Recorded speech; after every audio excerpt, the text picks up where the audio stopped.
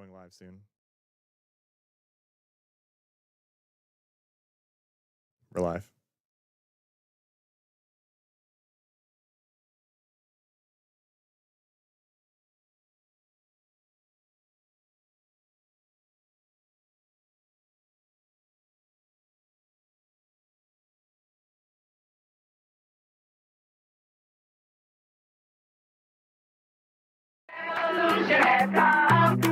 Revolution knows no compromise. Revolution overturns and destroys everything that gets in its way.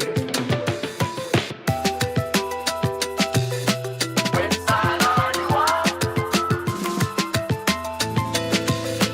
Which side are you on? This is Breakthrough News, and you are watching the Freedom Side. I am one of your hosts, Eugene here, as always, alongside my intrepid co-host, Rania Kalik. Rania, great to be back alongside you, as always. It's always a pleasure to be alongside you, Eugene. Well, thank you. I appreciate that. And it's always a pleasure to be here with all of our viewers, whether you are a frequent viewer or just brand new to the show. Really happy to have you here, and we've got plenty for you here on the show. We're going all around the world, from Zimbabwe to Alabama to Gaza and back again. Austin, Texas, also going to get in this one. So we've got a lot of stories from a lot of places, as we always do, and you are here on YouTube. So this is a great opportunity to remind you that you should go ahead and hit the subscribe button, then hit the bell so that you can get the alerts about the things that you've subscribed to, so you get all of our fantastic content here at Breakthrough News without having to look too hard for it, including Dispatches with Rania Kalik, which had some exciting stuff recently, including an interview with a top official from Ansar Allah, the quote-unquote Houthis, but plenty of good stuff for you as well. So make sure you hit subscribe, hit the bell. You don't want to fall behind. You want to stay up to date. Rania, are there other things you feel our viewers should know?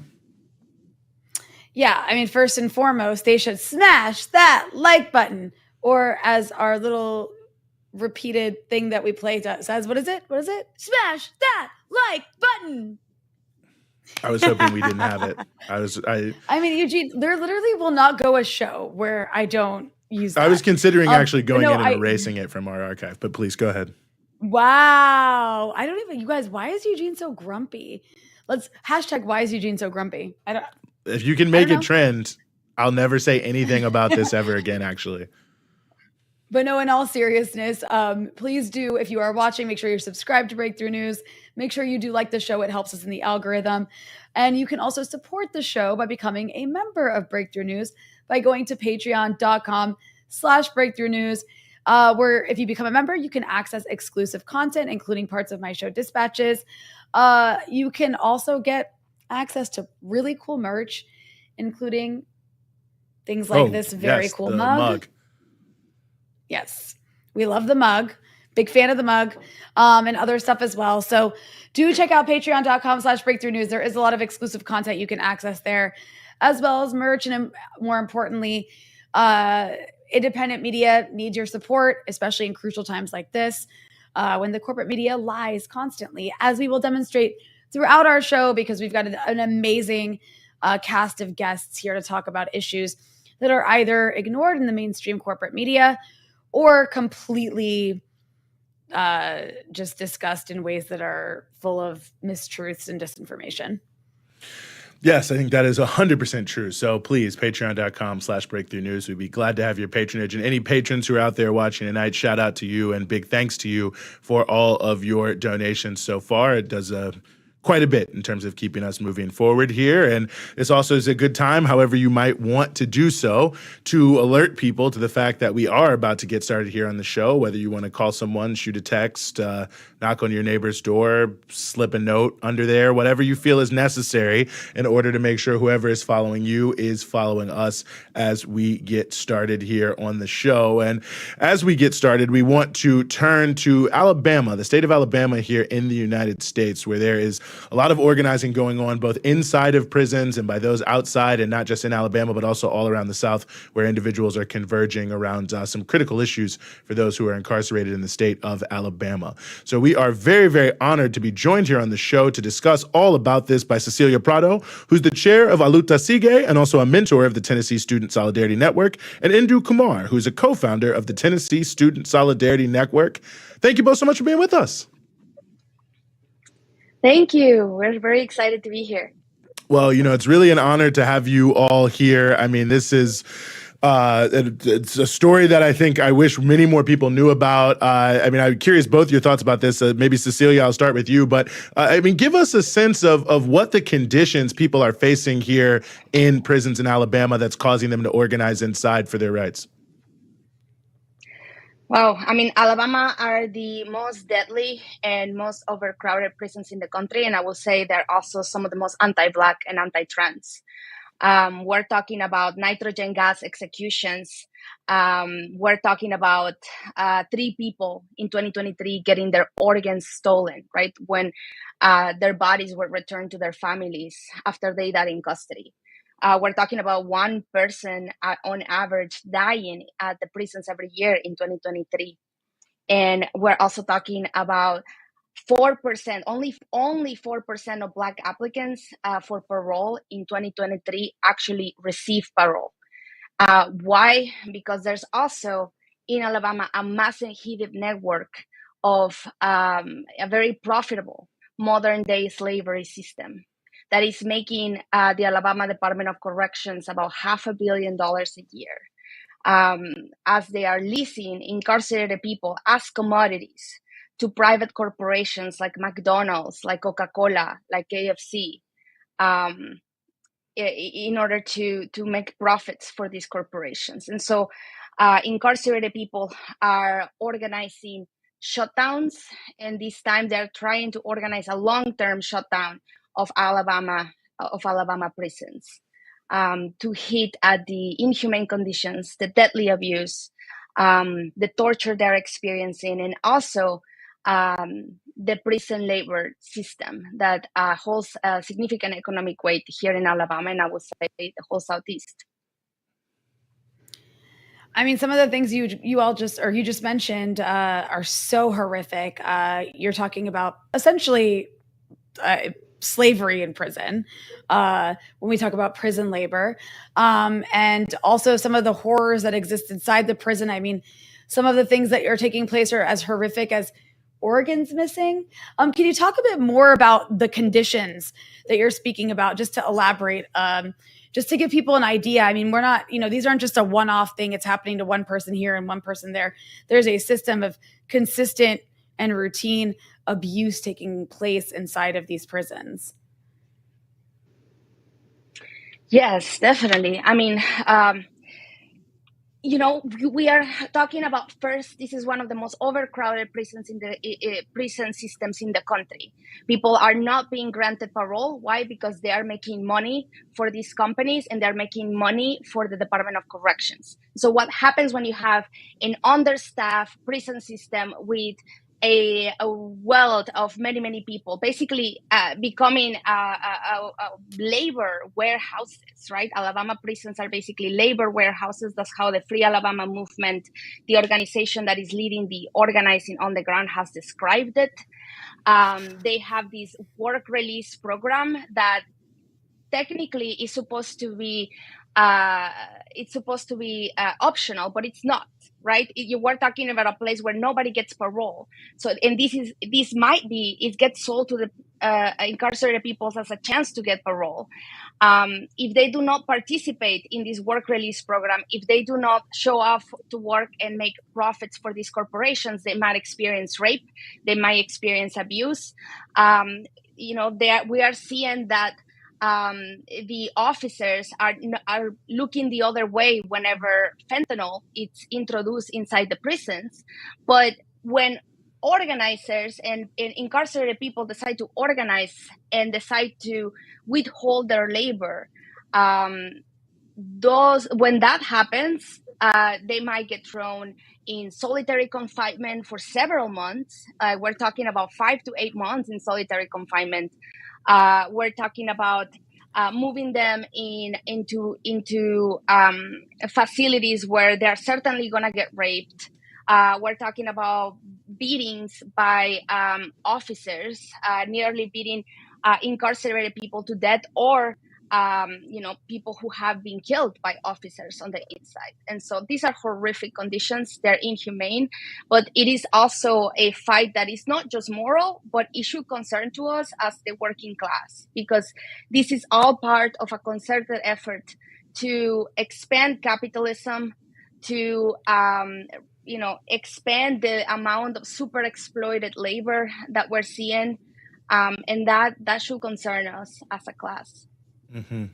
Well, Indu, let me ask you sort of a two-part question here. I mean, I think the first part is talk a little bit about some of the organizing that is going on, both in the inside and the solidarity work that folks are doing on the outside. But also, I'd be curious to hear why it was important for you, what moved you and those students you're working with to get involved.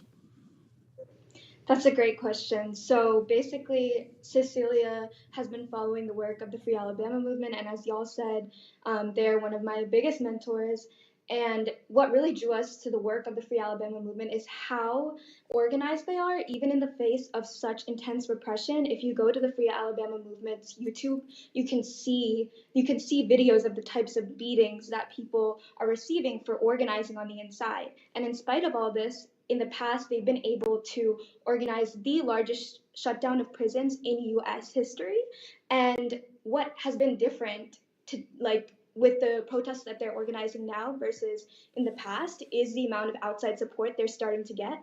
And a lot of that has come from younger college-age students or young people in general. So last Saturday, we had 40 people gather from all around the South. A lot of them were college-age students from MTSU, Fisk, Vanderbilt, universities from across the South, and also an organization known as the Young Palestinians of Birmingham. And I think young people are really fed up with the ways that nonprofits or electoralism has kind of eaten up organizing. And we're seeing what actual revolutionary organizing closest to the means of production looks like, because, like Cecilia is saying, people on the inside are manufacturing super profits for companies like Wendy's, KFC, McDonald's. And so one way we can attack the issue that Palestinians, for example, are facing is by boycotting companies like McDonald's. But wouldn't it be more effective for us to align ourselves with people that are at the root of production for a company like McDonald's? And that's why you're seeing students who care about all these different types of issues like mass incarceration. After 2020, so many people got politicized by the issue of mass incarceration and police brutality. And now so many young people are getting politicized on the issue of Palestine. But we have to realize that these issues aren't separate. And what the Free Alabama movement is doing for us is synthesizing these issues and showing us what a real revolutionary working class movement can look like, led by the people that are most oppressed. If we want to be serious about issues like prison abolition, we have to pay real attention to the people that are directly impacted and let them lead. And this is something that is said a lot in movements, but not actually executed upon. And why I think students are so drawn to this is because we are following the leadership of the Free Alabama movement, of people on the inside. They are facing intense repression, and even in the midst of that, they're doing political education. They're fighting rape culture. They're doing all these really serious things.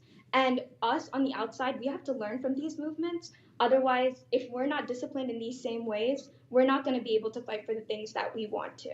And I think that's why so many young people are realizing, one, the complicity of universities in the pain that people on the inside are facing. UAB in Birmingham was responsible for harvesting organs from people on the inside. And two, you can read, like Angela Davis talks about how so much public university furniture is being produced by people on the inside, for example. So one, universities are complicit, but two, we're realizing that we need to follow a movement with real leadership, real discipline, and a political vision. And they are saying, we want to shut down these prisons for no less than 90 days. We want to lead one of the biggest movements that this country will probably ever see. And they are the most oppressed people, the most directly impacted people with a clear vision. And so I don't see how young people couldn't want to join this movement. And I hope more and more that more students from across the South, more young people from across the South will come out and stand in solidarity with the people protesting at St. Clair and now at more and more prisons across Alabama. You know, I'm curious when you talk about organizing. Obviously, one of the most difficult places to do that isn't a prison because a prison is such a controlled environment. I mean, it's kind of a very fascist environment. So I'm just curious if you can also speak to and maybe Cecilia, you can take this, or maybe both of you can, but the difficulty, just to give people an idea, when we talk about organizing actual prisoners and prisoners being able to participate in actions, a lot goes into that. That's not an easy thing to do under these circumstances. Absolutely. And we are also talking about a 90-day shutdown. And when the Free Alabama movement first announced that they were planning to go on strike, it was on February 6th. Several prisons were committed, but they were only willing to do it for a span of 3 days. And so the Free Alabama movement decided to call it off and to instead focus on one prison at a time, St. Clair, where there is a lot of abuse happening, and having this longer term effort and inviting other prisons to join, but only if they agree to go for a span of 90 days. That is 90 days where you might get death threats, where you might get physically assaulted by the officers in retaliation, where you might be placed in solitary confinement, right? So you need to be thinking about the level of determination of sacrifice that folks are willing to take to organize on the inside. And when we're saying on the inside, we're not advocating for people on the outside to go in and organize the folks that are incarcerated. Because the folks that are incarcerated, they're already organized. And when we're saying we're listening to people that are most oppressed, we're not saying just random individuals. We're talking about an organization with a clear vision that has been organizing with remarkable resilience and effectiveness for over 11 years under unimaginable repression and conditions. And we really need to start taking some lessons of that. We are seeing that on the outside, a lot of the movements that will call themselves like abolitionist movements or movements against mass incarceration or against police brutality, they have not worked. And we need to start assessing why haven't we worked? Why are so many organizations imploding within a matter of 2 months? And we are seeing organizations like the Free Alabama movement stay resilient and stay constant and stay powerful. And we're seeing that there's a lot of layers to that, including the fact that the Free Alabama movement is using clear intentional structures, centralized strategy, leadership development that is rigorous, and an immense amount of just willingness to engage in sacrifice to be able to win. And I think those are very valuable lessons that we can take from them. Mm-hmm. Well, Indu, let me ask you one thing as well here that is also kind of made news, and I'm curious if it's also becoming an issue in terms of the organizing by incarcerated folks and everyone supporting them, is this issue of these nitrogen gas executions in the state of Alabama, which I think the world is sort of shocked and horrified with that they're now using this to execute people. Is this also one of the pieces that's being discussed in this organizing? Yeah, so they have 5 key demands, which you can check out on their Twitter, Free Ala Movement. And one of them is, of course, abolishing nitrogen gas executions. Another one, for example, is getting rid of juvenile detention without parole, getting rid of life without parole. These are truly inhumane conditions that are being imposed upon mostly Black incarcerated people and mostly Black Southerners across the South. And these conditions just can't be allowed to keep going. There's been testimonies from people who watched Kenny Smith while he was passing because of the sentence he received. And all the testimonies have been just a testament to how bad and how inhumane these policies are and how targeted they are at certain populations in the South. And we can't stand by and let this keep happening. We can't stand by and let fascism keep getting worse and worse. And that's why again, following the lead of the people who are seeing and experiencing these conditions firsthand is so important. We don't have the solutions, we don't have the answers for how to counter this type of repression, but the people who are closest to the profits that are being made off of this type of insane repression in these conditions are the ones who can show us what methods we have to follow to actually counter this. Because we're seeing this across the country, whether it's in blue states or in red states, this type of repression is escalating, this type of policing is escalating, and these types of consequences are escalating. And we can't counter this through legislative means alone. And so the Free Alabama movement provides us with a real way to meet the demands of the most oppressed, the people who are getting incarcerated, and gives us real methodology to follow in which to counter this type of repression. And so you can check out the full list of demands on their Twitter or on our account, on our Instagram at Tennessee Student Solidarity Network. But I really encourage you to read their manifesto, Let the Crops Rot, which was written in 2016, where they explain the kind of their strategy, their failures. They've assessed and figured out what they have to do to keep winning. And that kind of organization is exactly what Cecilia is talking about. Well, I really appreciate y'all joining to help us bring some light to this. We'll keep covering it, the work that's going on. Very important. Cecilia Prado and Indu Kumar, thank you so much for giving us some of your time here on the Freedom Side. Thank you all so much. Rania? Oh, Rania, you might be muted.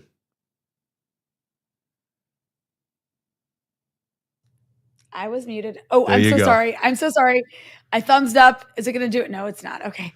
Wow, I was Thank nervous God. about being next for a second. The AI. I know.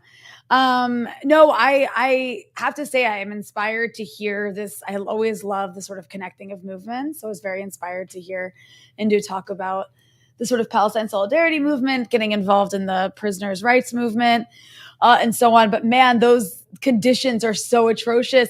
And that's not some like horrible country that we're supposed to hate, where there's no rights and all that stuff that America always complains about. That is in the USA, where all of those, slave labor, there's slave labor. And and organs missing. It's so shocking. I'm glad to see activism around that, but still shocking every time. Maybe I'm naive, Eugene, but Well, I think the thing is even when you expect things, if they are shocking, we should say they're shocking. That's one thing that Bill Ayers, people know Bill Ayers has told me once about this exact issue, and I thought it was very good advice. He said the longer you get involved in political organizing, the less surprised you'll be by all of these different things, but they're still outrageous. So you should be shocked. You should be outraged, even if you're not surprised by it. And if you lose that sense of shock and outrage, that's actually how they start to desensitize people and make it even worse. So I think it's important to be shocked when we hear things that are so outrageous. So yeah, I agree, and fantastic, and I appreciate our guests for coming to join us and help us illuminate that. I'll note People's Dispatch as well has a great article about that recently. Alabama prisoners organized against a system rigged to maintain a system of modern slavery. All right, but check it out if you can. We're going to turn to Zimbabwe now, where there is some significant news as it concerns sanctions that have been on that country for quite some time there now. And we are very happy to be joined as we continue this conversation here by Rutendo Matinyare, who is the chairperson of the Zimbabwe Anti-Sanctions Movement and the founder of Zimbabweans Unite Against U.S. War Sanctions. Rutendo, as always, thank you so much for being back with us, sir. Thank you so much for the show, and I hope my network is good. Well, we'll run with it and we'll see what happens. But either way, we'll find a way to keep covering this story. But maybe first give us some context, because I think there was a couple things that took place in the past couple days. The U.S. lifted a number of sanctions on Zimbabwe, then they imposed some sanctions on certain individuals and companies. So I think some people are just a little confused of were sanctions lifted, were they imposed, what exactly happened. So maybe help us understand the process. The basic thing is that sanctions were removed, and I have been calculating it to be 99% of the sanctions on Zimbabwe, which were the executive order sanctions that were in declaration by your commander-in-chief, or the American commander-in-chief, of a national emergency. With that national emergency in Zimbabwe came the imposition of the International Emergency Powers Act. And the way I like to explain explain this to people is to say, once the US president declared Zimbabwe a threat to US security interests, economic interests, and foreign policy interests, the American president was enjoined by the National Emergency Act to actually seek a solution or a means to neutralize the threat that was on America. And he was given two options: one, a military option, and the second one, an economic weapons. Settled for the economic weapons option, which is the National Emergency Economic Powers Act, and that was targeted at stopping the assistance by Americans or its allies or anyone else in the world to stop them from assisting this threat called Zimbabwe. And so by so doing, they imposed war and defense sanctions. And we don't understand that the executive order sanctions are actually defense sanctions. They're a form of it. And that was what was, and that is what has been from Zimbabwe. So what that means is that Zimbabwe is less under threat now of having an invasion. Yet when those executive order sanctions were on the country, they were one declaration away, one national emergency away by the US president to have them declare war on Zimbabwe if the executive order economic sanctions were not working to neutralize the threat on America. That threat is now gone. Now what is left behind is ZIDERA. And ZIDERA sanctions that were in Congress, not the chief executive, not the commander of America, but Congress, which is a group of civilians who sit equivalent of a parliament in the United States. They impose the ZIDERA sanctions. They impose directors of the United States who sit in multilateral lending institutions not to vote for Zimbabwe to get loans from multilateral lending institutions, and they also ensure Zimbabwe the right to get cancellation of debts, particularly colonial debts. Now, that might sound like it's a big problem, but if you understand that the sanctions were the one imposed on Zimbabwe first, 2001, and they lasted all the way until 2003 without having the desired effect, which was the government, George Bush had to kick in and institute a national emergency executive sanctions. And he had to impose those executive sanctions to start getting sanctions to bite. Had ZIDERA been effective, they would not have needed the executive orders. But they needed the executive orders because a government like Zimbabwe and most governments in the world don't multilateral institutions. They actually raise taxes, they can actually go into the markets, and they can actually get debentures and people who buy their bonds to lend them the money in the country. So when a multilateral lending institution or directors of the US deny a country those kind of loans, it's not a biggie. And that's what the government of the United States learned. Hence, they had to put 3 executive orders on the country, on the government, on its state-owned enterprises, and banks, financial institutions, mines, and farms to actually stop the economy. Those sanctions that were stopping the economy, the executive orders are gone. Now, the Magnitsky Act has been deployed to impose sanctions on individuals. And what is so interesting, statements of the government of the United States itself say that these people are alleged to have undertaken human rights violations. They're alleged to have undertaken corruption.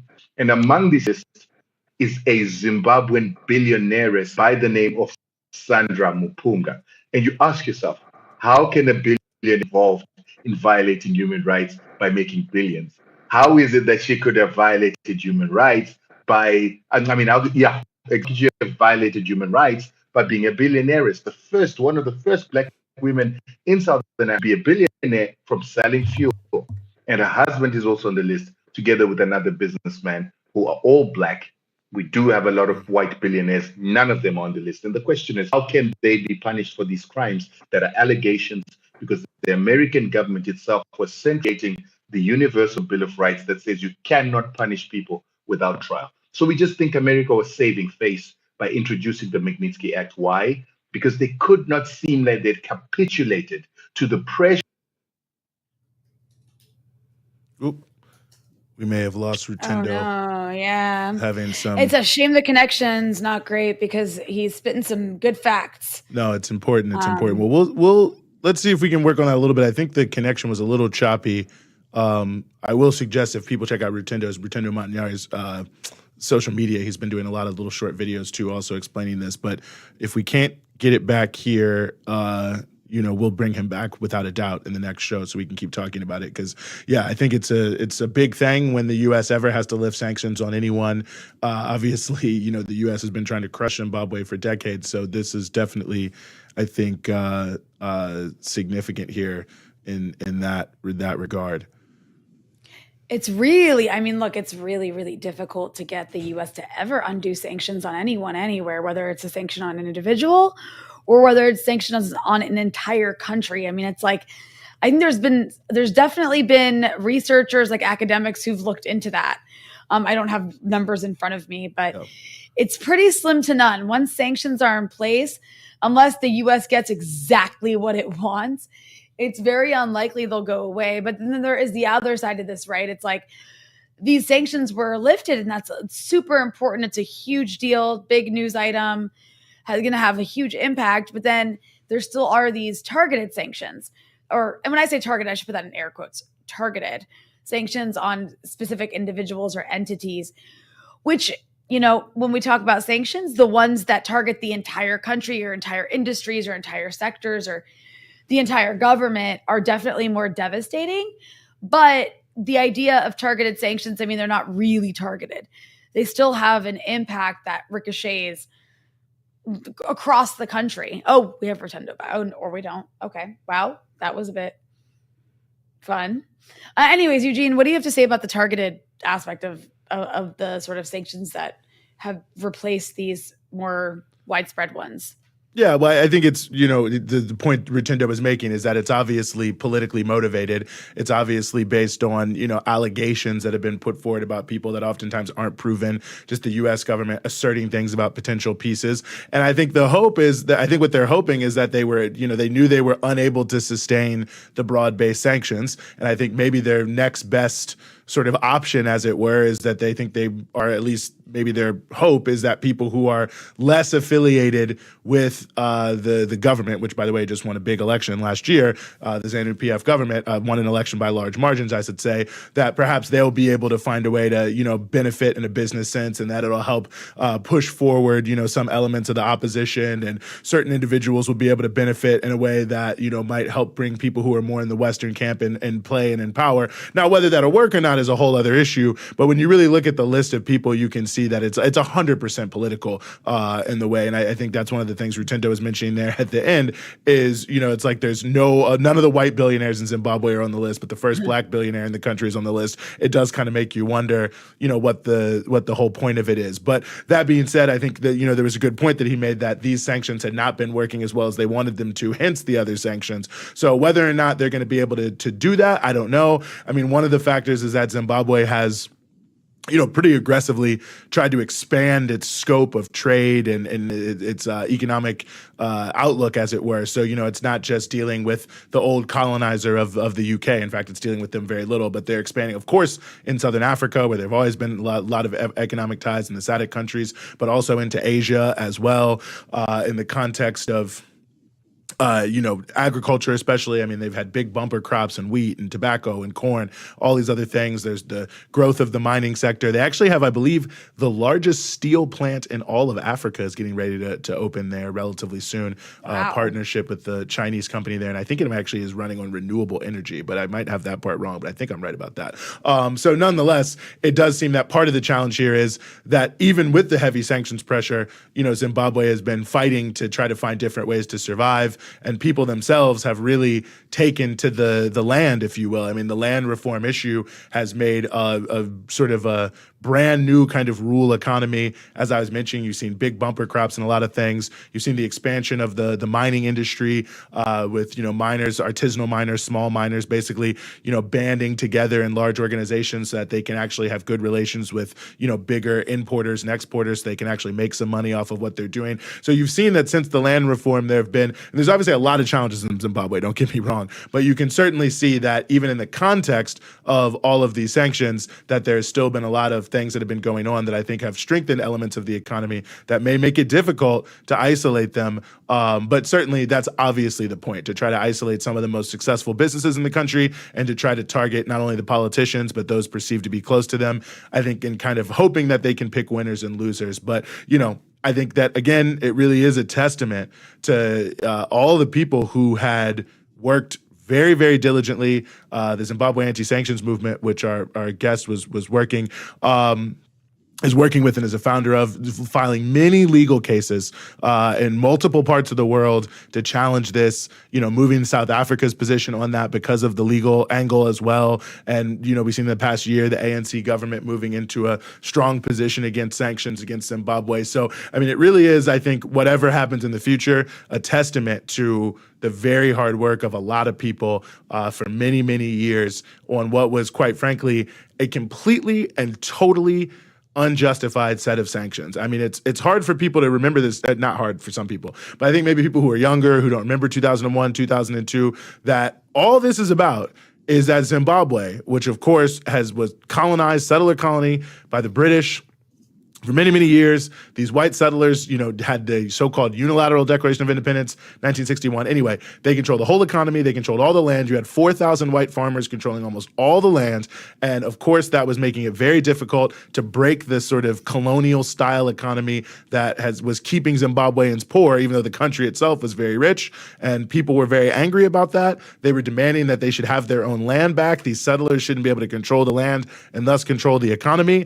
And the government at the time, under Robert Mugabe, decided to give the land back to black people, to kick these settlers who stole the land off the land. And they didn't even really kick them off the land. It was not like all these people all of a sudden, were walking around hat in hand. Many of them continue actually to be prosperous business people with large farms to this day, but they redistributed the land so that the average everyday person could have access to the land, which you think would just be called justice, as opposed to some sort of crime. But it was widely seen as this terrible, terrible thing, the way it was promoted in the West, because obviously they don't want that. This is the pillar of their rule in Southern Africa, these white settlers. So it was punishment on Zimbabwe, just like Haiti was punished, with the indemnity for daring to take back their own sovereignty. So I think anytime that process has had to be forced back or pushed back, you got to appreciate that.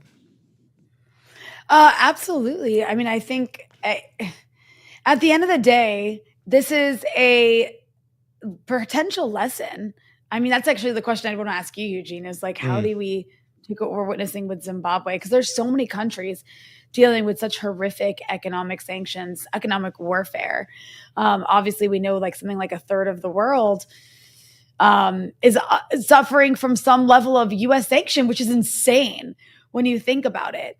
So, how do we look at what's happening in Zimbabwe and take lessons from it, I guess? Yeah, I think there's a few different lessons. I think one of the key lessons of this one is, sort of exploiting the legal system in the sense that a lot of the, all these sanctions are just these unilateral U.S. sanctions. Sometimes countries like South Africa, as an example of this, are actually violating their own laws by enforcing these unilateral U.S. sanctions. And that's a lot of what was exposed here in this context about how the bullying around sanctions was actually had countries and banks in certain countries not even following their own laws. And so looking for all of those different ambiguities that allow the possibility to exploit various legal regimes. Of course, a major thing that we have to learn, of course, is political education, to tell people this thing is happening, to explain what's really going on. One big thing that did happen is, starting in about maybe 2010, there was a lot of research being done by agricultural researchers in Zimbabwe about the impact of the land reform, which allowed people to do the type of political education. And third, you have to have a strong political movement. Outside the country, inside the country, that's continuing to make these issues. Zimbabwe moved forward with pushing forward the anti-sanctions day that the Southern African Development Community actually celebrated for the past several years as a national holiday in all of the countries countries to raise awareness about sanctions. I think the AU actually took that up. So it's a combination of multiple different factors. Obviously, each individual country has its own sort of particularities about why the U.S. hates them. But I think it's really about combining the struggle on all levels, and exposing the total unilateral illegal nature of these, also educating people about what's really going on, what the real impact of sanctions is, and ultimately building a political movement that is going to create the space in order to actually push back the U.S. and these others who are putting these on. So that's a little bit perhaps on that front, but I think we may be ready to move on in our show here to our next story, critically important story. Very, very honored to have the opportunity to bring this to you. We want to turn to Gaza, and we all have, of course, seen the terrible genocide which is ongoing. And we have with us to talk more about this Susan Abulhawa, who is a Palestinian-American writer and political activist who just actually returned from being able to see in person what was happening on the ground there in Gaza. Susan, thank you so much for being with us. Hi, thank you for having me. Well, it's an honor to have you here. I mean, it almost feels like it's what a question to even ask to start. But, you were there in Gaza. I mean, all of us are seeing this unfold in real time, this genocide. But what did you see? What can you tell us? What do you want people to know when they hear that you were just there on the ground? I think it's appropriate to use the word Holocaust. What is happening on the ground is immeasurably worse than what is appearing in U.S. and the media in general. It is something that, frankly, language is inadequate to describe. It is it is a complete and total degradation and denigration of a whole society. The reduction of an entire people to the most basic of ambitions, to just obtaining enough sustenance for a day.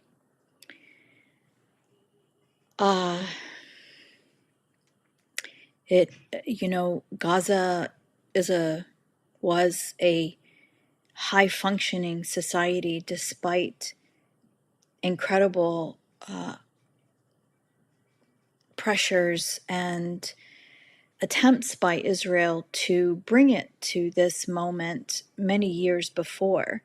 They implemented that barbaric siege that we all know, where they said they wanted to put Gaza on a diet, bring them to the brink of starvation. Of course, Gaza's people are resourceful, and they still found ways to live, to prosper, to get an education, to create opportunities for themselves within land where they were effectively imprisoned in what was tantamount to a concentration camp.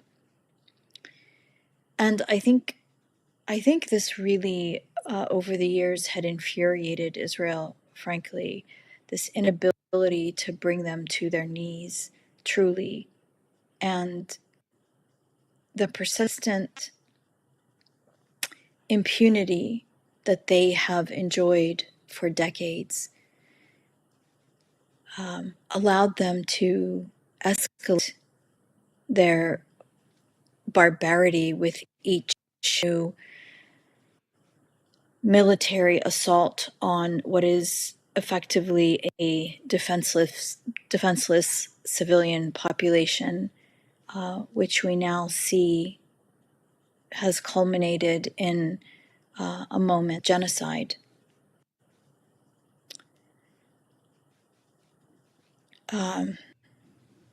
People, professionals, have been really just reduced to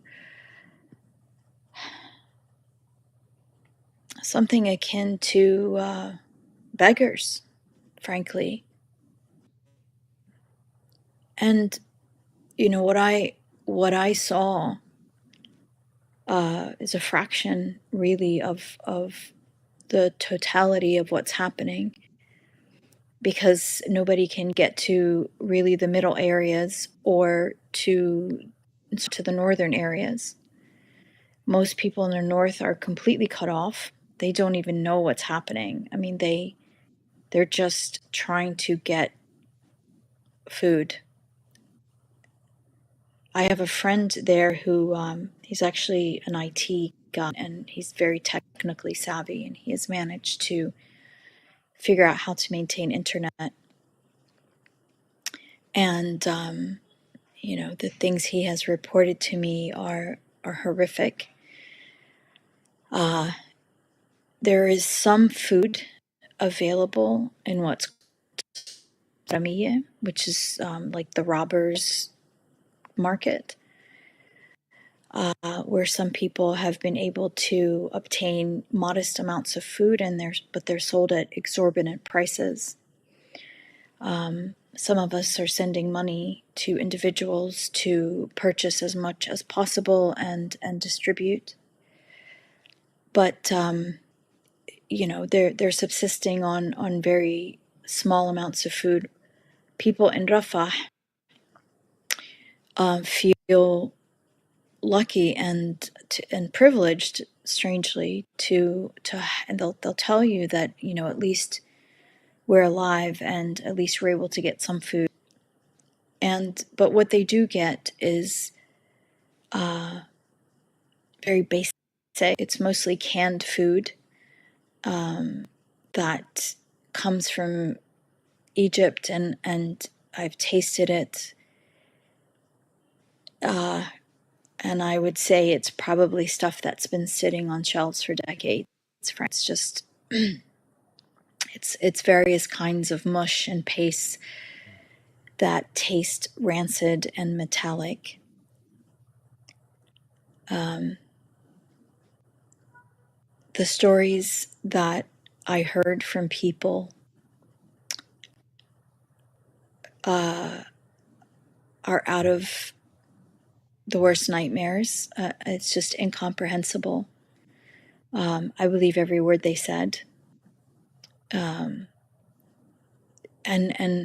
each story is more unimaginable than the one before it, and yet it's so common. There are a lot of there's some similarities in some stories among people who were forced to flee their homes.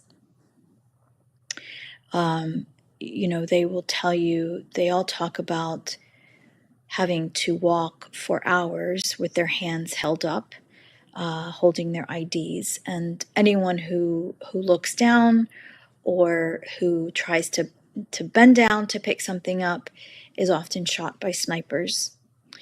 I heard that story from adults and from children as well. Some of the people who were forced to march and to walk in those long, horrific trails were people who were, removed from hospitals, who were injured, who were badly injured. There's one woman who had compound fractures in her arm, and she basically walked for 2 hours with her arm like this, with external, the metal fixes in her arm. She wasn't the only one, of course. This was when they bombed the Nasser hospital, the orthopedic ward. She was one of them. I spoke to women who, one of them, her oldest child was murdered, and it was dark, and she was trying to figure out where the blood was coming from, and her, as she was doing that, her fingers sank into his brain. I mean, this is the kind of stuff that people this is not a real story. Her daughter was shot in her arms. Her 3-year-old daughter had her legs were shattered while she was holding her. There people described to me what it's like when the house falls on top of them. Initially, like, people kind of are somewhat numb when they talk about their experiences. It's like they're narrating something that did not happen to them, and they'll tell you the stories in kind of broad brushstrokes. This happened and this happened, and a lot of times what they're saying is what they realized afterward. So I would press them for details. Like, for example, when they told me, the house was bombed and and we were under the rubble. But, that's not the first thing that's not the first awareness. That's something you realize afterward. And so when I press them for the sensory details, for, what were you doing before? What was the first thing you realized, the first thing you saw, the first thing you smelled? And so when they start to revisit those things and they explain what those things were,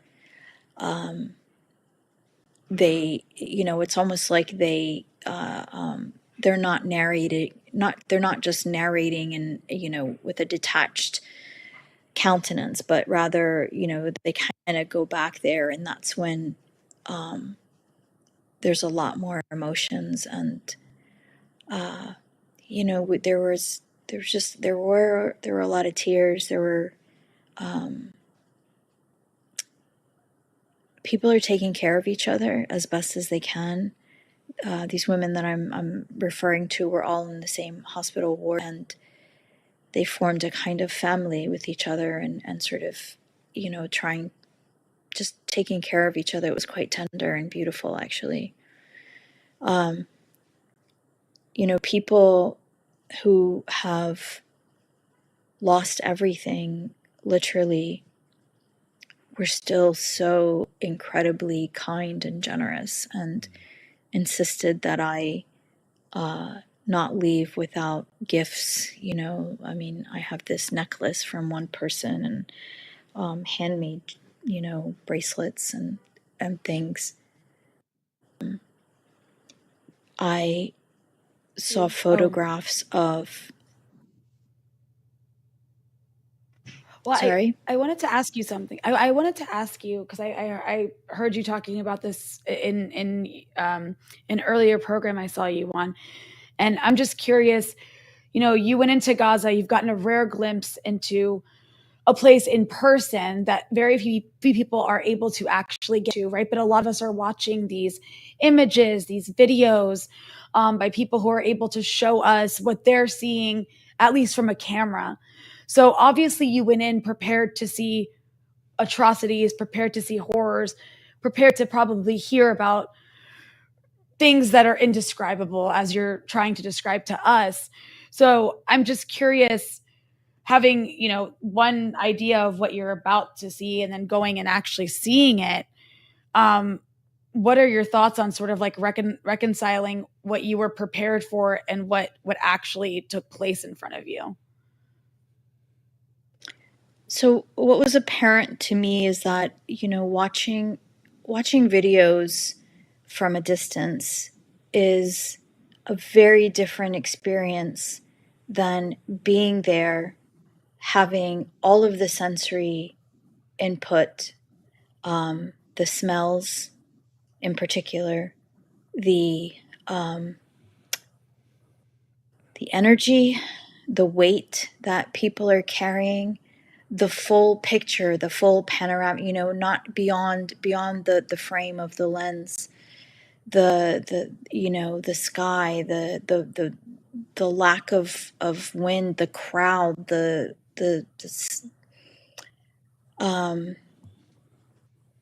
movement. And what, when you're there, I think, what we get in in the videos are the most dramatic moments, right? It's people getting pulled from the rubble. It's the blood, it's the gore. But what's absent in a lot of those, and a lot of that reportage, is the daily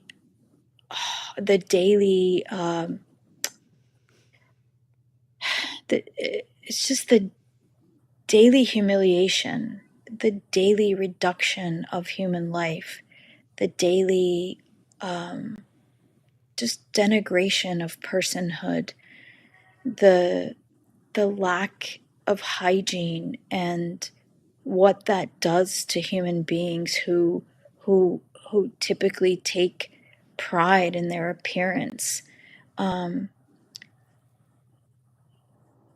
What it means for parents on a daily basis to not send their kids to school. What it means to wait in line for hours to use a shared toilet, and to structure your whole day around just trying to get to that toilet. You know, what it means to live in a tent where sand gets into everything. It gets into every crevice, every bite of food you eat, your hair, into your scalp. All of these details of the daily just degradation of life is absent from what we witness in these dramatic videos, and I think it's massive. And also the crowds, everybody is crammed into Rafah, and Rania, Rafah is a tiny place, and it's too much. It's just it's awful. It is really, really awful, and I have not yet figured out the correct assemblage of words to really paint the picture, to really express how it feels, not just how it looks and sounds and smells, but how it feels. Especially when you in a place that I had known previously. I knew previously what it was like, and to see this dramatic and fast and rapid spiral to another time, to just it's just a rapid, dramatic de-development. It's like you walk into the 1500s with donkey and horse carts, and lack of running water, and makeshift toilets, scattered with a few modern automobiles that are running on cooking oil and spewing awful smoke and terrible chemicals that are breathed in by everyone. Yeah. I want to ask you, Susan, what you're saying sounds so horrifying, and it's making me angry. All of this makes me very angry. I imagine it probably makes you very angry too. I think it makes all of us very angry. And then I think about the way that the media that we are just, is like a tsunami of propaganda in our faces, constantly referring to this as a war on Hamas over and over and over again, no matter what Israel does.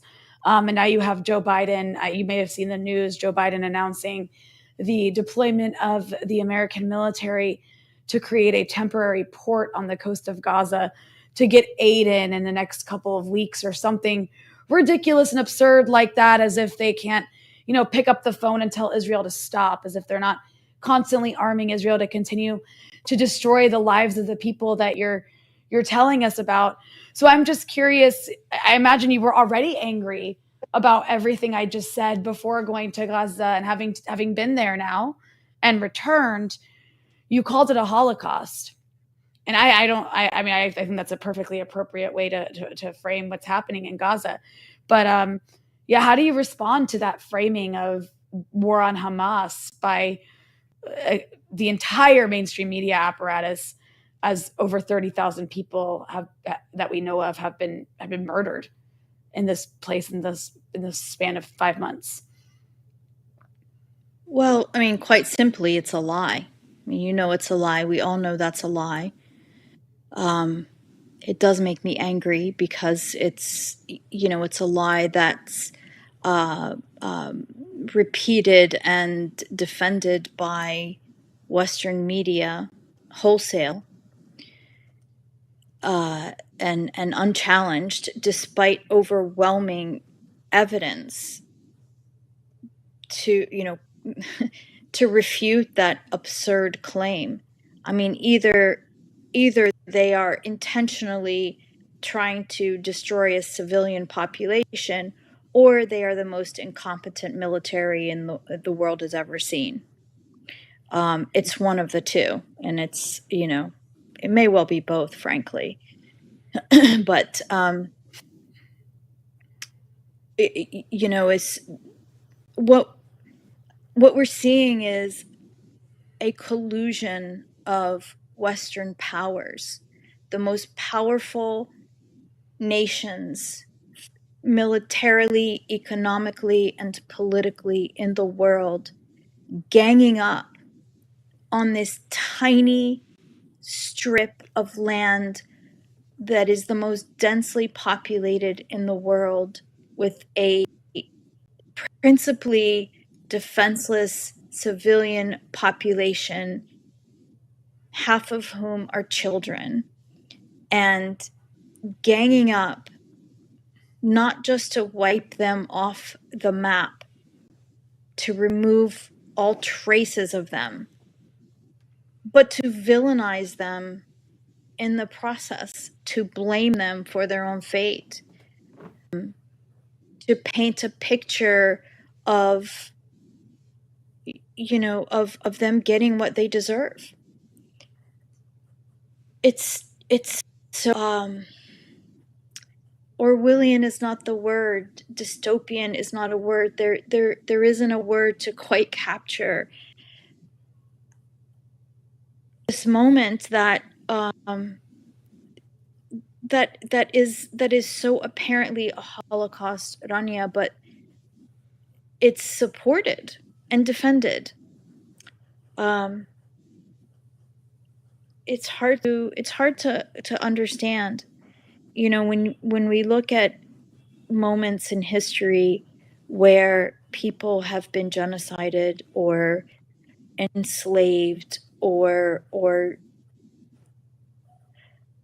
any of the other horrific moments, whether it was the European Holocaust or the genocide of indigenous peoples in the Americas and Australia and beyond, or the enslavement wholesale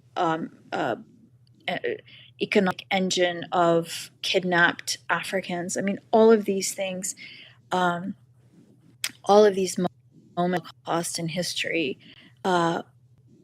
were kind of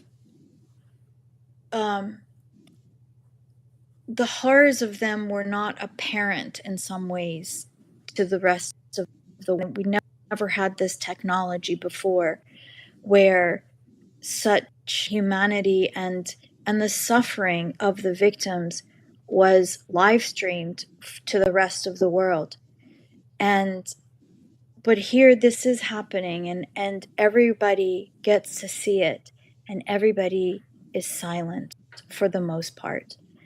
And I don't think the world can ever be the same after this moment. And honestly, I want to leave the United States. I don't feel like I can go back and live there anymore.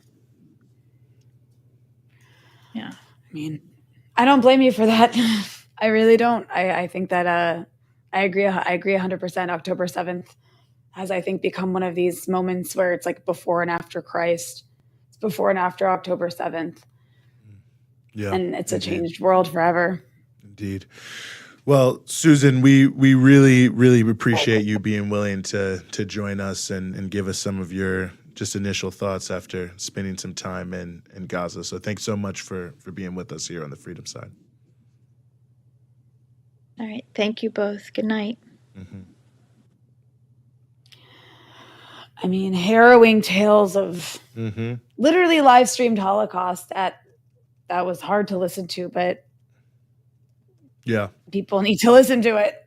Yeah, no, for sure. I mean, it's and honestly, it's amazing that you got in there, and I think very important because obviously we know that there's a very concerted effort to keep people from getting in not only aid but many other pieces. So, tough situation. Well, we're gonna keep moving forward here on the show. We want to turn our attention back here to another crucial issue in the United States, and that's workers' legal right to organize. And workers at YouTube Music have been fighting for some time now for their rights there on the job.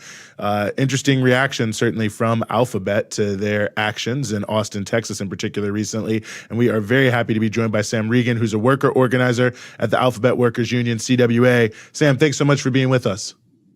Yeah, my pleasure. Hi. It's our pleasure to have you here. And I mean, tell us a little bit about what happened in Austin. I mean, I know there was a lot of people probably saw the video of, folks from the Alphabet Workers Union getting fired while trying to actually, argue for their rights in front of the Austin City Council. Sort of an amazing situation. And I mean, amazing in the worst possible way. Explain a little bit what took place. Yeah, so we're about 2 years into our union campaign and nearly a year after unanimously winning our union election. Part of what's unique about our campaign is that we've been making the legal case that Google is in fact our employer.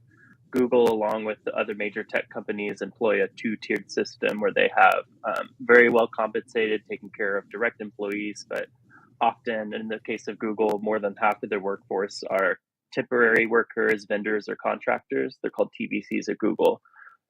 So Google has a really strong legal and business incentive to deny that we're even employed by them. They'll say, we're jointly employed by them and Cognizant, and they'll say, these are Cognizant employees.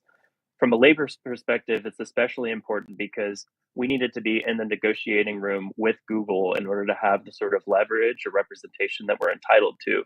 So we were in front of City Council speaking in support of a resolution we wanted passed calling for Google to join us at the bargaining table to continue or to quit refusing to bargain with us, recognize that we're their employers, and going through City Council, engaging in the political arena was one among many strategies to pressure them to the bargaining table outside of the legal process, which can take quite a while. So and yeah, sorry. No. Finish what you were saying first, please. Yeah, absolutely. So midway through our workers talking on behalf of this resolution, they got the news that our entire team had been laid off. I was in the office when it happened. We messaged them, and Katie Marshner, one of our organizers, interrupted our friend Jack to say that we had all been laid off. And I guess that was quickly screen recorded and posted, and it's all over the internet now, I guess. So what has the workers' response been, the laid off workers' response been, and then what has YouTube been going around and saying to the media? Because I've seen this talking point of like, this was just a routine contract termination. I don't know why they're fussing so much. Yeah, so now, as with the rest of the campaign, our main priority is to be there for each other, support each other, try to create a voice for the people at the job. So our immediate response has been to come to each other's aid, process what happened, figure out next steps for the union fight. So we're exploring all legal options. We believe that this was wrongful retaliation against our organizing.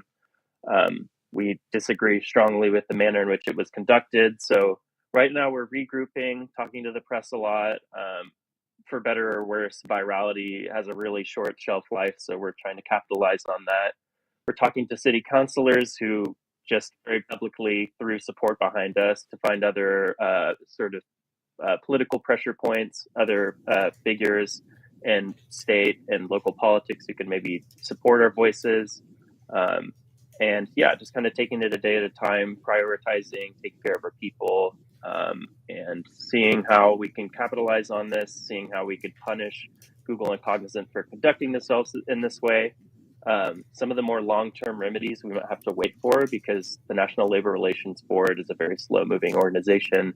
It's been systematically defunded, it's understaffed, good people there, I think, with mostly good intentions, but in this case, and with all cases, organizers more and more now are learning that we can't simply rely on unfair labor practices or rulings from the board, because if you find $1 trillion company $5,000, or if it takes 3 years to reinstate someone's job, that's not really an acceptable timeline for precarious, underpaid workers like us. So we're just kind of trying to strategically identify the things that need to happen on the scale of days and weeks, and identifying allies and getting support for the fight that will continue for years. And our people are really philosophically, spiritually, emotionally bought into this campaign. So even if we no longer have a bargaining unit, even if we're no longer organizing daily at the job, we still want to be involved and continue contributing what we can to the labor movement, especially within tech.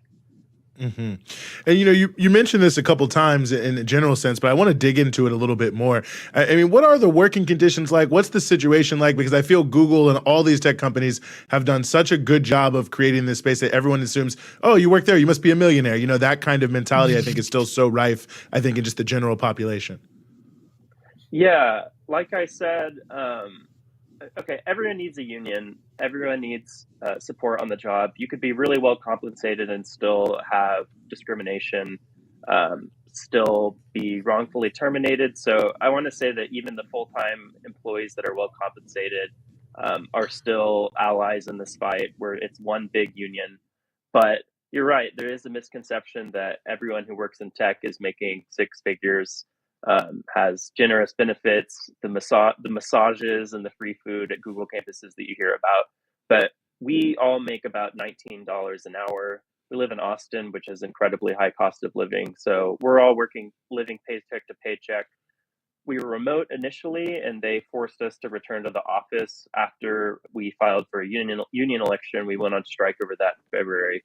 So that's compounded expenses. A lot of us were putting gas money on our credit cards and going into debt. Almost all of us work a second or third job. I worked at YouTube Music, but I also was doing audio engineering. And actually, on the positive side of things, that's part of what was special about this job is we, at YouTube Music, they hired musicians and music industry workers just so we had background knowledge and expertise to do music data analysis. So this job to most of us was a way to supplement and support ourselves while we played in bands or tour managed or stuff like that. So yeah, it's extra egregious that this company would exploit a group of really creative, talented people who just need to work within the system to support themselves. But yeah, it's important for us to reframe the narrative, because it's in the public arena, in the court of public opinion, people, at least in the comment sections of social media platforms, aren't as sympathetic to us, even though we're very much working class and very precarious. And yeah. Yeah, I mean, these tech companies, I'm curious what happens next moving forward. Sure. So we're the third bargaining unit at Alphabet that has been terminated after winning a union election. So the first group of workers, it was 11 people. They worked at a Google Fiber store in retail. And pretty soon afterwards, Google shut down every Google Fiber store in the country. The second group is Accenture. They work for Google. Accenture is the contracting company. They're Google help workers, so they're technical writers and graphic designers. 2 days before their union election hearing with the NLRB, they announced a layoff of, I think, 80 or 90% of their workforce. And now we've experienced the same thing as we're building up an escalation plan as we made a big move in front of City Council. So on the one hand, it's intimidating to think if we keep poking the bear, if we keep organizing at Alphabet, is this just going to keep happening over and over again? And that's as much a strategic question as anything. But we have really smart leadership. We have pretty high density in a lot of different product areas. They can't lay off all of us. And it's going to take some really smart organizing to get people contracts now to both long-term assess how we can build up to a majority representation at our company with the sort of power that UAW experiences right now, while still offering support and tangibly benefiting the lives of people this early on that are getting involved in the movement. So we've got to be smart. We certainly have to be smarter to these employers. The employers are motivated by greed and quarterly goals. We are motivated by long-term impact and integrity and support and love. So ultimately, if we stay locked in, if we don't isolate ourselves, I think we can triumph. Those are the next steps in the abstract sense. For our unit, the next steps are really leaning on our political allies, leaning on the press, and just trying to be there for each other during this pretty scary period as we just figure out what the next job will be in the short term. Mm-hmm. Well, Sam, before we let you go, if there are maybe Alphabet workers here watching or those just in the community who want to, be informed, they can offer support when necessary. Is there a place people can go to learn more or perhaps get organized themselves? Yeah. So you can keep up to date at Alphabet Workers on Instagram and Twitter. If you just Google Alphabet Workers Union, it'll take you to their website and you can learn more and sign up. If you work at Alphabet and you're interested in starting a campaign, which now might not be the most attractive time to do so, but still important nonetheless, and this result is not by any means inevitable, then reach out to the union and you can get connected with the staff organizer. You can assess your bargaining unit, see what turf you lay in, connect you with other people. So that's for people working at Alphabet, but anyone, anywhere, either join a union, text someone who is a union member, support, figure out ways that you can, in the short term and the long term, improve your workplace. Remember that you have rights. Remember that you and your coworkers are more powerful than your boss, even if it doesn't seem like it. And just lock in, because things in this country continue to get worse and worse. And outside of voting, which, as we know, is not very dependable, I don't see any impediment to things continuing to get worse, for power to continue to become more concentrated without the power of the labor movement. So get involved any way you can, educate yourself any way you can, leverage your work, leverage your power, and hang in there. Mm-hmm. Well, Sam, really appreciate you joining us here. Really appreciate you illuminating the story and all the organizing you and your coworkers have been doing. Sam Regan, a worker organizer with Alphabet Workers United, Communication Workers of America. Thank you so much for giving us some of your time here on the Freedom Side. Yeah. Thanks. Take care, guys. Mm-hmm. Yeah, and big thanks to Sam for sticking with us for a few extra minutes there. I know time is valuable, but yeah, it's really, if you haven't seen the video, you have to go watch this video. I mean, unbelievable that they would fire people while that's not a mistake. Like, I'm not going to use the word I wanted to use. Because no, Eugene, listen, it was just routine termination, end of a contract. I don't know why you guys are making such a big deal about it. Like 7 o'clock at night. Like, what? Like, I mean, the whole thing. But, it really is amazing. And, the other sort of ripple effects, and then I want to go to our next guest of this, is all these tech companies moving in, is now you have all these, like, the CEOs of these companies, more of them moving to Austin, and they're bringing these, like, reactionary politics around crime and stuff. They tried to unseat the DA for being, too progressive. Recently they lost. But, it's like not only are they treating their workers terribly, but they have these ultimately reactionary politics. We're seeing it in San Francisco. Yeah. We're seeing it in Austin. I mean, there's so many different things. But either way, AWU doing good work. Well, we are going to turn our attention here to a very important story that I feel very confident you've heard almost nothing about. And, well, I take that back. That you actually heard quite a bit about, and that is the quote-unquote Maidan Square massacre in Ukraine in 2014. But what you think you know is not what actually took place. So we are very, very honored to be joined as we continue the show by Ivan Katchanovski, who is a Ukrainian and Canadian political scientist at the School of Political Studies at the University of Ottawa. Professor, thanks so much for being with us. Thank you for the invitation.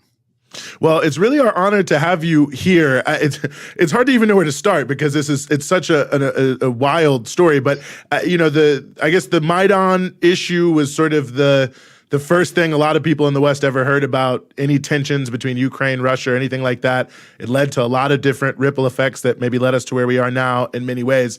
I guess maybe if you could just give us a capsule view of what people maybe don't know if they think they've heard of the Maidan massacre.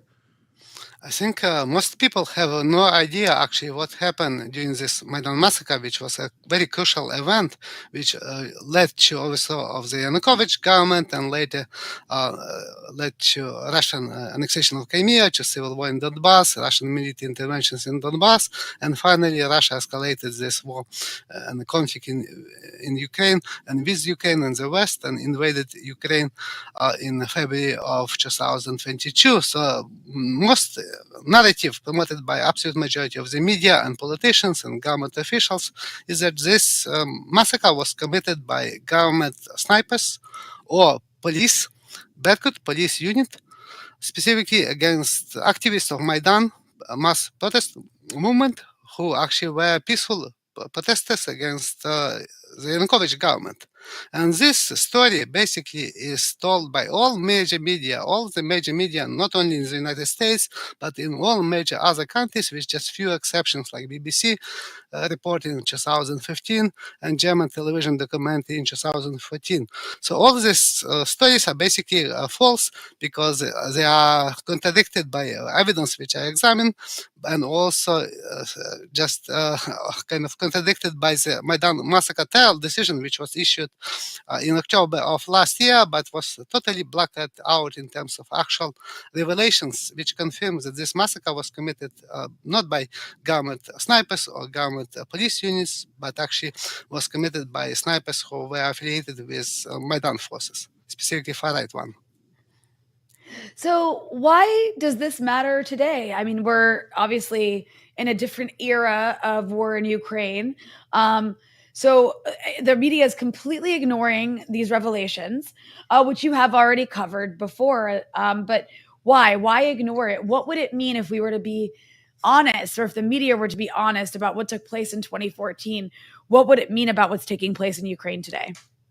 I think this is a crucial massacre, which I already mentioned, and actually a subtitle of my book, which is entitled "Maidan Massacre in Ukraine," is mass murder, which changed the world, basically, because it had effect not only on Ukraine but also for the entire world, because it led to all these conflicts in Ukraine and now to the major war between Russia and Ukraine, and which is also became a proxy war between West and Russia in Ukraine, and still is ongoing civil war in Donbass. So this is, I think, a very important issue, and I think that media blackout of this massacre, despite 10th anniversary of this crucial event, and despite Maidan massacre trial decision, which was again was quite unexpected for me personally, because I did not expect that they would issue such decision based on partially on evidence. Actually, this was blackout by the media was done specifically and to kind of not to reveal this information, which is publicly available, because all the documents which I examined, all my studies, peer-reviewed publications, and a book which would be published soon by major Western academic press, all this evidence now is supported by Maidan massacre trial decision, which was issued by Ukrainian judges and jury, and again with total blackout by the media, just with few major exceptions, with few notable exceptions in the West. I think this is just amazing to see this, because I think this is very important story, and it will still be very important for a very long time. I mean, it feels like also one of the sort of elements coming out of the sort of real story here of what took place is, you know, in terms of the internal politics of Ukraine, the role of some of these far-right forces, because, I mean, obviously there were already huge protests on the street. The Yanukovych government was already, you know, facing a lot of heat from its own people. So, I mean, it seemed like to conduct this massacre was really a very political decision to try to drive a particular, you know, political narrative that would be favorable to one group. I mean, how do you think that this overall story reflects on our understanding of the role of some of these far-right forces in Ukraine? And I think this is another important issue, which is also basically not covered and just ignored by the media for political reasons, because and also misrepresented by Russia, because Russia falsely claimed that this massacre was an overthrow of Yanukovych was fascist or neo-Nazi coup, and so on. So in my research, I look into all available evidence, and I can say that based on such evidence, there is now no kind of denial that the far right, specifically right sector and Svoboda party, were involved in this massacre because they controlled the Hotel Ukraina, which was one of the locations of Maidan snipers who shot Maidan protesters, and they also control music conservatory and main post office building, which was controlled by the right sector during the massacre. And according to even a verdict issued by the Ukrainian judges and jury, these locations were used to shoot at both police and protesters during this massacre. So now Maidan massacre trial decision specifically confirmed my study and all the evidence that this massacre was committed by specifically many protesters were killed and wounded by snipers located in the Hotel Ukraina, and they specifically stated that this Hotel Ukraina was controlled by Maidan activists, and they specifically also stated that that in this Hotel Ukraina there was a group of armed Maidan protesters led or activists led by a far-right deputy of the Ukrainian parliament. And so this is the same deputy who is identified in videos, and in his own interviews he publicly admitted, and many members of his far-right led group admitted, that they shot police, and later they were filmed in the Hotel Ukraina, which was, according to the Maidan massacre trial decision, was one of the locations in which snipers massacred Maidan protesters. And they shot also, according to the decision, confirming my research, that they shot also at BBC television journalists. And so this is just quite amazing. Again, they were involved in this massacre, but Russia claimed that this was a fascist coup, Nazi coup, and so on. This is also false and used to justify Russian invasion of Ukraine, because this massacre was not committed just far right by themselves. There were other elements of Maidan opposition involved in this massacre, oligarchic parties like Fatherland, and they also came to power after this massacre. And there was also a Western-led regime change in Ukraine. So this was a very complex event, which I think very important to understand in all complexity, including the role of far right in this massacre and conflicts which led to this massacre and also which escalated from this massacre. And when we talk about the massacre you're speaking of and the involvement of right-wing forces, what is the role of those right-wing forces today in Ukraine? I think, again, there are two different narratives. One is promoted by the West and the Ukrainian government and the media, and the same with Western politicians and the media, that far right in Ukraine is not important. They are marginal. There are no neo-Nazis. Basically, in Ukraine, they are not existent, or they basically transform into regular Ukrainian military forces. They abandon their far right ideology, neo-Nazi ideology and symbols, and so on. And there is a narrative promoted by the Russian media and the Russian government, and they have totally opposite narrative, claiming that Ukraine is Nazi state or neo-Nazi state, that Nazis are in power in Ukraine. And again, I think based on my research, and I have a book chapter which will be published in another book about conflicts in Ukraine, which is called From the Maidan to the Russia-Ukraine War. I examine the role of far right in Ukraine, and I can say that numerically, far right in Ukraine, including neo-Nazis, are quite small. And they do not have majority political support in Ukraine, but they have very significant power in Ukraine, which is much more larger and much more significant than their numbers would imply, because they rely on violence. They have their own armed formations, like neo-Nazi-led Azov brigades now, which was originally battalion. Now they have separate brigades, which are formally incorporated into Ukrainian armed forces and National Guard, but they are actually led by open neo-Nazis. And there are also far-right formations, other formations like Right Sector and other far-right and neo-Nazi organizations. And they have power to influence government policy. They actually threatened Zelensky not to sign a peace deal and to end this war in Donbass, actually before the Russian invasion. And they now openly, again, can challenge Zelensky and his power and his government and his policy if he would try to make a peaceful resolution of this war. So I think their power is very significant, and I think this is far right now in Ukraine are most powerful in the world because their reliance on violence, their involvement in the overthrow of Yanukovych government in 2014, and also because of kind of they have their own armed formations and they have total impunity from persecution. And just yesterday there was a just court decision issued in Ukraine, and which basically stated that State Security Service of Ukraine arrested or charged one of priests, actually one of the religious leaders of the Ukrainian Orthodox Church, for justifying Russian invasion of Ukraine because he stated on his Facebook page that Azov regiment includes Nazis, basically. And so he now faces 8 years in prison for this and confiscation of his property. So this is like Ukraine, and this is just quite unbelievable because these fighters from neo-Nazi-led Azov regiment, they openly display their symbols, Nazi symbols, like they praise Hitler, Adolf Hitler, they use swastikas, they use other Nazi kind of symbols openly, again, without any consequences. And now people who say that even on Facebook that they are Nazis or neo-Nazis are actually facing kind of such a punishment, which is quite unbelievable in any kind of democratic country with and rule of law. So this is, I think, quite also revealing that this is subject, I think, with very important issue and importance, and Maidan massacre just justifies this in terms of importance of the far right, which is not reported correctly by the media, both in Ukraine and in the West and in Russia also, and the same applies to politicians in all these countries because they just try to kind of just change the narrative and change the evidence in their own favor for political reasons and not based on evidence. And let me just ask you this one final thing as well. I mean, because I believe, as you said you were, I also was quite surprised to see the Ukrainian court decision.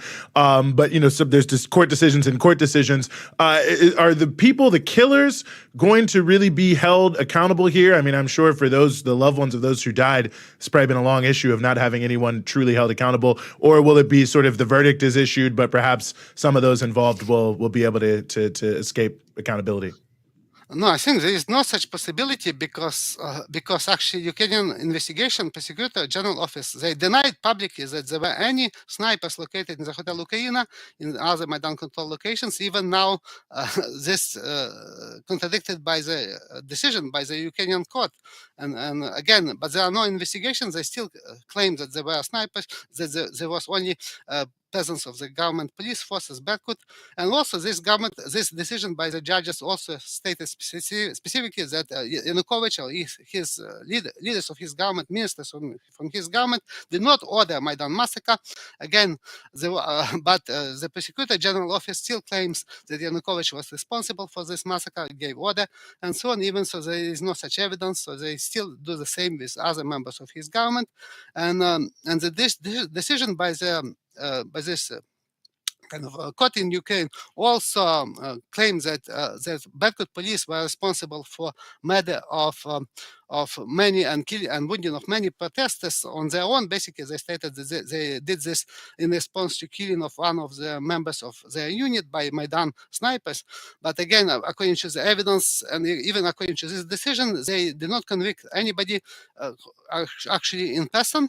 They acquitted 2 Berkut policemen who were actually present in person during this trial, and they convicted only in absentia 3 other policemen from Berkut forces who actually were exchanged by Zelensky to Russia or to Donbass separatists. So they're actually not in prison, and evidence against them actually is tampered up because, based on my research, including even testimonies of absolute majority of wounded protesters, they testified that they were shot by snipers located in Hotel Ukraina and other Maidan control locations, and not by the Berkut, whose members were actually claimed to committed such massacre. So I think there is no possibility of justice, and this is not only a decision by Zelensky, this is also a decision by Western governments, because Zelensky and his government are acting as client states of the United States, and Ukraine is client state of the US. So in this case, because Western governments have no desire to reveal what actually happened, media follows governments, not the evidence, and Zelensky also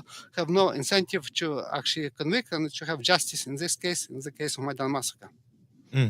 Wow. Amazing that this is not more widely known. But thank you so much for all your diligent research here on this, Professor Ivan Katchanovski with the School of Political Studies at the University of Ottawa. Thank you so much for helping us illuminate some of this here on the freedom side. Thank you.